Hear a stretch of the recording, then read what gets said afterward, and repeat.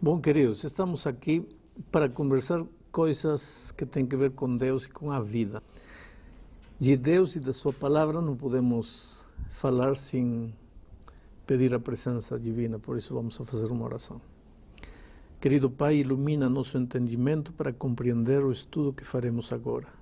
Em nome de Jesus. Amém. Amém. Veja, todo mundo quer ser feliz nesta vida. Eu acho que sou um louco para não querer ser feliz. A pergunta é, se todo mundo quer ser feliz, por que não todo mundo é feliz? Porque para ser feliz não basta querer ser feliz, porque se de querer ser feliz dependesse a felicidade, todo mundo seria feliz, porque todo mundo quer ser feliz. O problema é que para ser feliz precisa conhecer o caminho da felicidade. Veja, quando você compra um aparelho elétrico, um ferro, um DVD, um computador, qualquer coisa, chega em casa, está a caixa, abre, tem um plástico, em cima do plástico tem um livrinho, chama-se o Manual de Instruções. Para que está esse manual aí? Para que, seguindo o manual, o aparelho te dure o máximo que possa te durar e te produza o máximo que possa produzir. Agora, o que acontece com a gente? A gente pega o manual e joga fora e começa a manusear o aparelho até que dá certo. Às vezes a gente só lembra do manual quando quebrou o aparelho. Bom, você não é um aparelho, é gente linda. E quando Deus te criou, Ele não te deu um manual de instruções. Deus te deu um manual de vida, um manual de procedimento.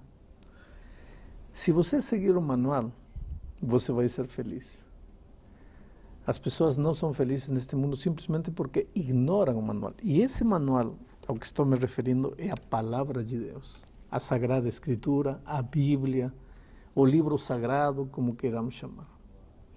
A pergunta é, por que acreditamos que este livro é a palavra de Deus?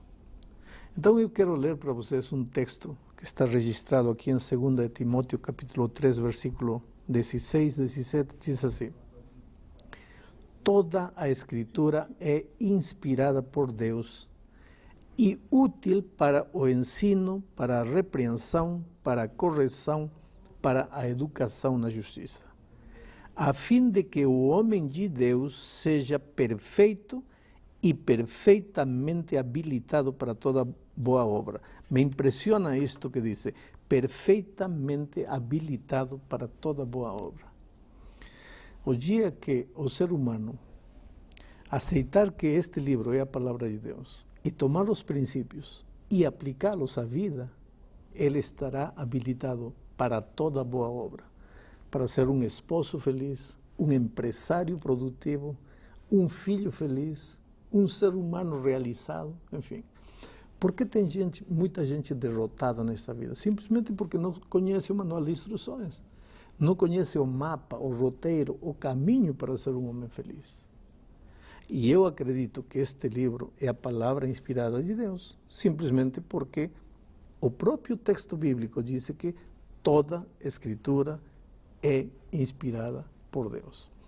Vou ler um texto mais e vou dar lugar para algumas perguntas que vocês talvez queiram fazer.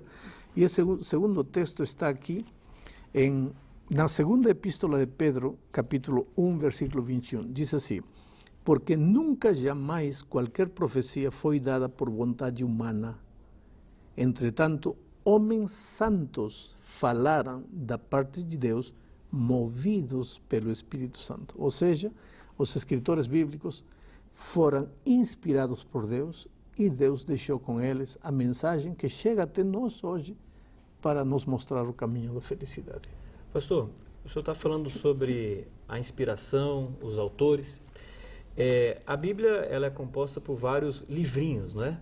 Agora, foi um autor só, uma pessoa só que escreveu todas essas linhas, essas palavras?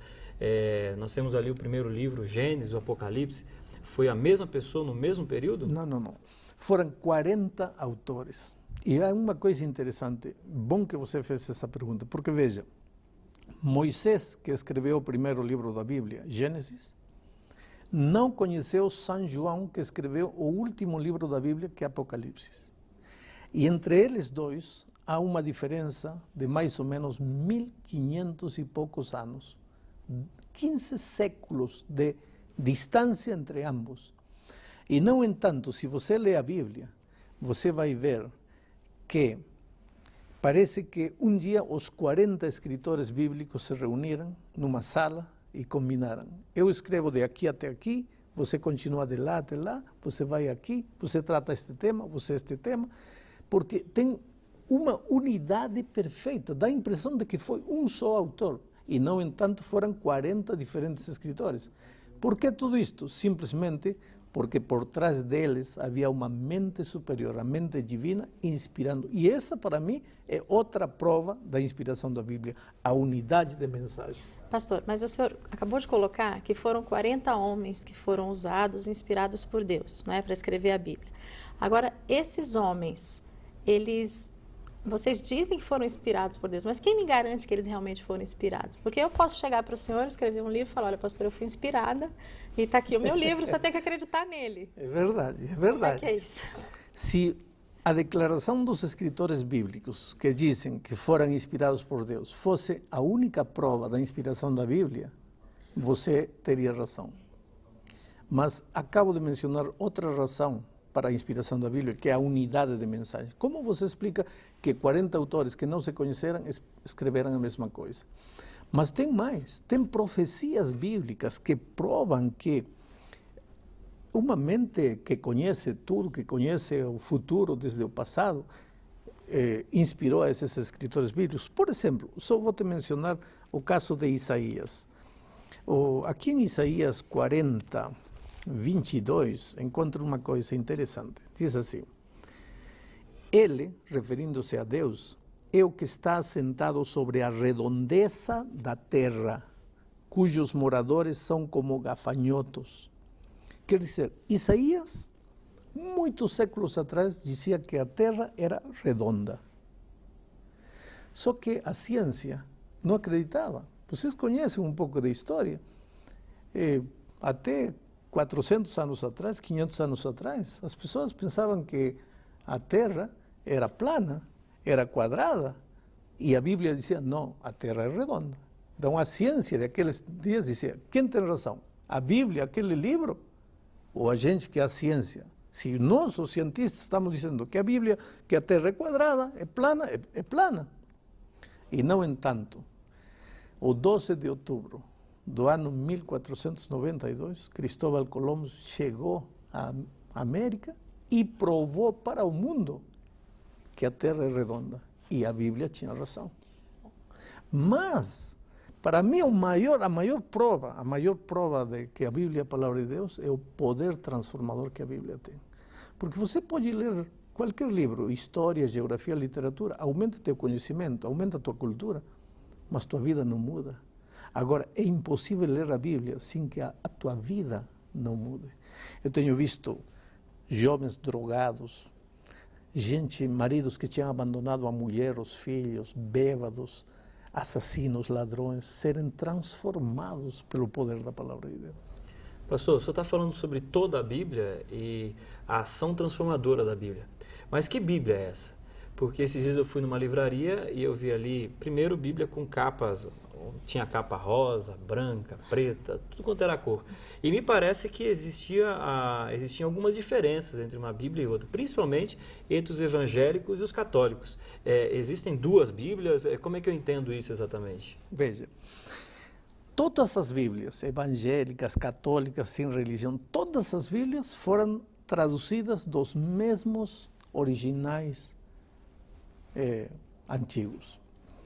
Agora, naturalmente, a Bíblia foi escrita em hebraico e aramaico, o Velho Testamento, e em grego, o Novo Testamento. Mas a gente não fala nem hebraico, nem aramaico, nem grego. Então, era preciso que fosse traduzido para o português.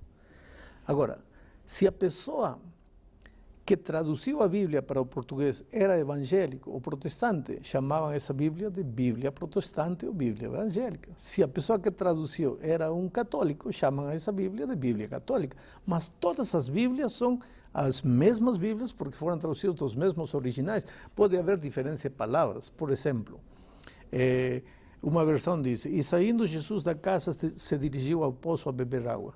Outra diz: e saindo Jesus do lar, dirigiu-se lá na fonte para beber água. Mas é a mesma coisa, praticamente. Pastor, mas a gente sabe que existem dois tipos de Bíblia, na verdade, né? Uma com um determinado número de livros e outra com alguns livros a mais. Então, por que esses livros não são considerados verdadeiros, não são considerados inspirados? A Bíblia tem 66 livros, mas a Igreja Católica reconhece 73 livros. Exato. Ou seja, alguns livros que a maior parte das igrejas não aceita como livros inspirados. E por quê? Vou te ler um texto da Bíblia que me ajuda para isto. Está em Romanos, capítulo 3, versículos 1 e 2. Diz assim: qual é, pois, a vantagem do judeu? Ou qual a utilidade da circuncisão? Qual é o privilégio que os judeus têm? E veja o que o versículo 2 diz: muita, sob todos os aspectos, principalmente porque aos judeus foram confiados os oráculos de Deus. Quer dizer, o povo judeu pode não ter aceitado Jesus, pode ter rejeitado Jesus quando ele veio a esta terra, o que quisermos.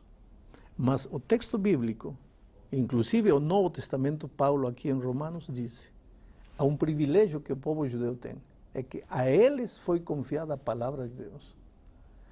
E o povo judeu não aceita os livros apócrifos como livros inspirados. Por outro lado, Jesus mencionou muitas referências do Velho Testamento, nunca um daqueles livros apócrifos. Os escritores do Novo Testamento usaram muitas referências do Velho Testamento, mas nunca um dos livros apócrifos. Por outro lado, todos os livros do Velho Testamento foram escritos ou em hebraico ou em aramaico. Mas estes livros apócrifos foram escritos em grego. Então temos muitas provas de que eles não são reconhecidos como livros inspirados por Deus. Quando eu olho para a Bíblia agora, pastor, 66 livros, foram 40 autores. Num primeiro momento eu começo a folhear de um lado para o outro.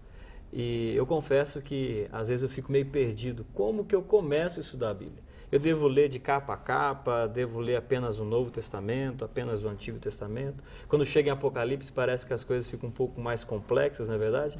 Como eu devo estudar a Bíblia? Em primeiro lugar, eu te diria uma coisa: se a Bíblia foi inspirada por Deus, você só pode entendê-la por iluminação do Espírito Santo. Então, antes de ler a Bíblia, antes de estudar a Bíblia, o que você tem que fazer é pedir ajuda divina, porque se você vai à Bíblia com uma atitude eminentemente humana, você não vai entender a Bíblia. Em segundo lugar, começa a ler pelas partes mais fáceis, porque eu tenho que reconhecer que pode haver alguns pedaços complicados da Bíblia. Começa pelos evangelhos, o Evangelho de São João, que é lindo, Mateus, Marcos, Lucas, enfim. O que acontece? Isto é como comer jiló. Tem gente que diz: eu não gosto de jiló, mas nunca comeu, experimenta. Você vai ir gostando, e vai chegar um momento que não vai poder viver sem jiló. Experimenta a Bíblia, pouquinho a pouco, e você vai começar a sentir o sabor, e vai chegar um momento em que vai descobrir as verdades maravilhosas que, aplicadas à tua vida, vão te mostrar o caminho da felicidade. Pastor, mas uma dúvida. Se a Bíblia, o senhor falou para a gente no começo, a Bíblia é a carta de Deus para nós, não é? Normalmente, quando a gente escreve uma carta, a gente costuma ser muito claro no que a gente escreve, né? E eu acho a Bíblia muito difícil de ser compreendida, muito difícil. Tem muitos simbolismos, muitas profecias cheias de animais e períodos proféticos. A gente não entende por que Deus, ao inspirar as pessoas que escreveram a Bíblia, por que elas escreveram de uma forma tão difícil da gente compreender? Não podia ser mais claro, mais direto? Não seria tão mais fácil? Seria. E em um estudo posterior, vamos estudar como os verdadeiros, sinceros homens de Deus que queiram seguir as instruções bíblicas serão incompreendidos, maltratados e até perseguidos. Então, para não fazer a vida tão difícil àqueles sinceros filhos de Deus, Deus escondeu, não digo que escondeu, Deus como que disfarçou a sua mensagem para que unicamente os sinceros de coração compreendam a palavra de Deus. Agora, como que unicamente os sinceros de coração? Porque para entender a palavra de Deus, você tem que ir como uma criança, com desejo de aprender. Você tem que ir com atitude humilde, tem que se despojar de seus preconceitos. Veja, a Bíblia é um livro perigoso, e te explico por quê. Porque se você pegar um texto da Bíblia, um verso da Bíblia, você pode falar a Bíblia disparates que a Bíblia nunca falou. Por isso, para que a Bíblia possa ser entendida, tem que ser estudada dentro do contexto. Por exemplo, vamos dizer que eu estou falando com a Márcia e contando para ela, olha, quando eu estava vindo para aqui, eu vi 2 motoristas brigando e um deles agarrou o outro do pescoço e disse, olha, vou te matar. E você nesse momento está passando no momento em que eu estou contando para ele e digo, vou te matar. E você ouve sair da minha boca a palavra, vou te matar. E você sai correndo e diz, aqui o pastor Bulhão falou, vou te matar. Falou para a Márcia que vai matar a Márcia. Espera, eu falei, vou te matar? Sim. Mas eu não disse que eu ia matar a Márcia. Eu estava contando para ela uma história. Mas você pega a palavra, vou te matar, e anda dizendo, está escrito, mas não é isso que está querendo dizer. Para entender a Bíblia, você tem que ler o contexto, para saber o que o texto está falando. Agora vem uma pergunta que ninguém de vocês me fez. Por que com uma só Bíblia existem tantas religiões? Eu estava justamente pensando nisso, pastor, porque olha, tantas pessoas, justamente por ela ser muito complexa, cada um dá uma interpretação diferente. Como é que eu vou saber quem está falando a verdade? Aí que está, porque as pessoas pegam um verso, aqui diz assim, sim, diz assim, mas vamos ler o verso dentro do capítulo para ver de que está falando. Porque não é, diz assim, se você pega palavras isoladas, versos isolados, vai fazer dizer a Bíblia coisas que a Bíblia nunca falou. Por isso, para estudar a Bíblia, quer ver o que a Bíblia fala sobre graça, não pega um verso. Pega todos os versos da Bíblia que falam sobre graça. Quer ver o que a Bíblia fala sobre salvação? Pega todos os versos da Bíblia que falam sobre salvação. Não pode pegar um verso aqui isolado do texto e querer dizer a Bíblia diz isto porque não diz assim. Quando eu olho para a Bíblia, pastor, e de uma forma rápida, né? A impressão que me dá é que eu estou lendo um livro de história onde eu tenho o povo de Israel como centro. O povo de Israel realmente é o centro? Eu tenho que olhar para a Bíblia como um livro de história? Ou o que realmente é o mais importante de toda a Bíblia? Eu acho que o centro da Bíblia é o amor de Deus por você. Não por Israel, é pelo ser humano. Porque quando Deus criou Adão e Eva, não criou Israel. Adão e Eva não eram israelitas. Deus criou o ser humano e Cristo não morreu por Israel, morreu pelo ser humano. E quando Jesus voltar a esta terra, não vem para salvar Israel, vem para salvar o ser humano. É verdade que na Bíblia se menciona muito o povo de Israel, mas a Bíblia é uma carta de amor para você e para mim. Eu quero chegar ao fim deste estudo falando especialmente para você que está assistindo este programa. Veja, você é a coisa mais linda que Deus tem nesta vida. Ele ama você, Ele gosta de você. Ele gosta de você como você não tem ideia. Agora, você acha que Ele te criou e te colocou neste mundo e diz assim, agora você vire-se aí e tente ser feliz do jeito que você puder. Não. Neste momento, Ele conhece tuas lutas, conhece tuas dores, teu sofrimento. Se você está com o casamento destruído, com o lar desfeito, está desempregado, está machucado por dentro, ferido, condenado à morte por um câncer, Deus ama você, Deus conhece você. E te digo uma coisa, neste livro maravilhoso, Deus escreveu tudo o que você precisa ouvir hoje. Apesar que é um livro antigo, não foi só para os homens de outro tempo. Apesar que um livro antigo tem verdades maravilhosas para você hoje. E se você ler a Bíblia, você vai ver que Deus vai abrir seus olhos para uma dimensão da vida que você ainda não conhecia. Que Deus te abençoe e te cuide sempre.